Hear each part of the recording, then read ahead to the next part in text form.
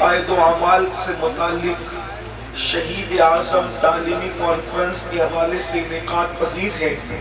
اللہ تبارک و تعالیٰ میری آپ سب کی حاضری کو شرف قبولیت عطا فرمائے۔ آپ نے مجھ سے پیشتر شورا اسلام، علماء کرام کے اور بالخصوص حضرت مولانا صادق رضوی صاحب سے ان کا خطاب سماعت کیا۔ سردی بہت لگ رہی ہے اس لیے اور رات بھی زیادہ ہو گئی ہے، تو کوئی تفصیلی لمبی چوڑی گفتگو کرنے کی بجائے جتنی دیر تک تھوڑی دیر آپ کا ذوق سماعت ہے، تھوڑی دیر کے لیے کچھ باتیں عرض کرنے کی سعادت حاصل کی جاتی ہے۔ اچھی طرح یاد رکھیے کہ انسان کو اللہ تبارک و تعالیٰ نے مٹھی بھر خاک سے پیدا کیا ہے۔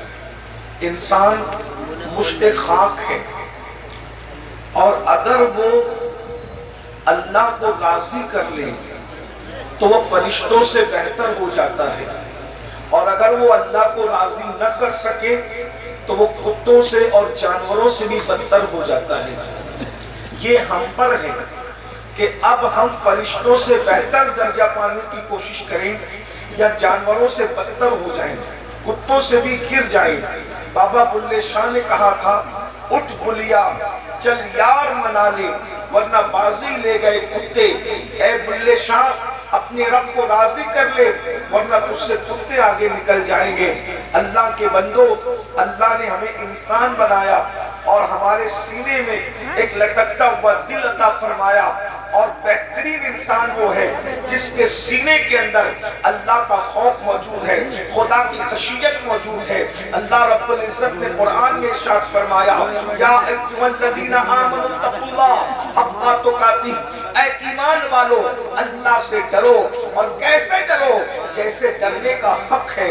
اللہ اکبر، خدا کا خوف بہت عظیم چیز ہے۔ اللہ رب العزت کا خوف، خدا کی خشیت جس دل کے اندر پیدا ہو جاتی ہے، وہ انسان گناہوں سے دور ہونے لگتا ہے، اس کا رشتہ گناہوں سے کمزور ہونے لگتا ہے، اس کا رشتہ اللہ کی عبادت سے مضبوط ہونے لگتا ہے، اس کا رشتہ گناہوں کی حدوں سے ٹوٹ کر خدا خانوں کی طرف جو ہے وہ جڑنے لگتا ہے۔ آج قوم مسلم کے اندر اللہ کا خوف جیسا ہونا چاہیے، خدا کی خشیت جیسا ہونا چاہیے، ویسا خوف خدا ہمارے سینوں کے اندر نہیں ہے۔ اگر ہم بزرگان دین کی زندگی کا جائزہ لیں تو پتہ چلتا ہے ان کے سینوں میں اللہ کا خوف کیسے تھا۔ حضرت سیدنا ابراہیم ابن ادھم رضی اللہ تعالیٰ سے کسی نے کہا، حضرت ذرا توجہ سے سننا، ابراہیم ابن ادھم کون؟ ابراہیم ابن ادھم اگر آپ ان کو نہیں جانتے تو میں آپ کو بتاؤں، یہ ابراہیم ابن ادھم وہ ہے جو بہت بڑے بادشاہ تھے۔ اللہ نے ان کو بادشاہت عطا کی تھی، اور جب یہ بادشاہ تھے تو ایک دن یہ اپنے گھر کے اندر نرم نرم گدوں پر سو رہے تھے۔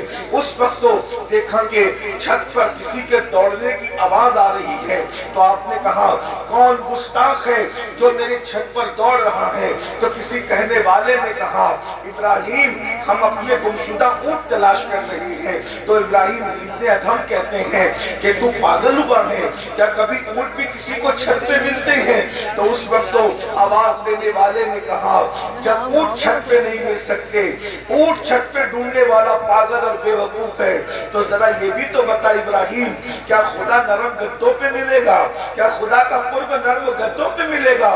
اللہ اکبر، اگر اللہ چھت پر اونٹ نہیں مل سکتے تو قرب خدا بھی سونے میں اور نیند میں نرم گدوں پہ نہیں مل سکتا۔ بس دل پر بات اثر کر گئی، اور اللہ کی محبت کے اندر آپ نے حکومت کو چھوڑ دیا، اور حکومت کو چھوڑنے کے بعد، تخت و تاج کو چھوڑنے کے بعد آپ جنگلوں بیابان میں اللہ کی عبادت میں مصروف ہو گئے۔ ایک مرتبہ آپ کا وزیر جو بادشاہ بن چکا تھا، آپ کے جانے کے بعد آپ کو دریا کے کنارے دیکھا کہ آپ جو ہے سوئی سے اپنی گدڑی سل رہے ہیں، تو اس وقت اس نے کہا، حضرت یہ بے بسی دیکھی نہیں جاتی، یہ قسم پرسی دیکھی نہیں جاتی، حضرت ایک کام کریں، آپ پھر چلیں، میں آپ کا غلام ہوں اور آپ پھر بادشاہ کی کرسی سنبھالیں۔ اللہ اکبر۔ ابراہیم ابن ادھم نے ان کو دیکھا اور دیکھ کر کے جو ہاتھ میں سوئی تھی وہ آپ نے دریا میں پھینک دی، اور پھینکنے کے بعد فرمایا اے دریا کی مچھلیوں میری سوئی پیش کرو۔ تو کیا دیکھا، ہر مچھلی کے منہ میں ایک ایک سوئی موجود تھی۔ حضرت ابراہیم ابن ادھم نے وزیر کو دیکھ کر کے کہا دیکھا وہ حکومت زیادہ بہتر تھی یا یہ حکومت زیادہ بہتر ہے، یہ بتا مجھے۔ اللہ اکبر۔ میں آپ سے پوچھنا چاہتا ہوں، حضرت ابراہیم ابن ادھم کی بات آگے بڑھانے سے پہلے، اللہ کی محبت میں وہ بادشاہ چھوڑ سکتے ہیں، ہم اللہ کی محبت میں گناہ نہیں چھوڑ سکتے، اللہ کی محبت میں ہم برائی نہیں چھوڑ سکتے۔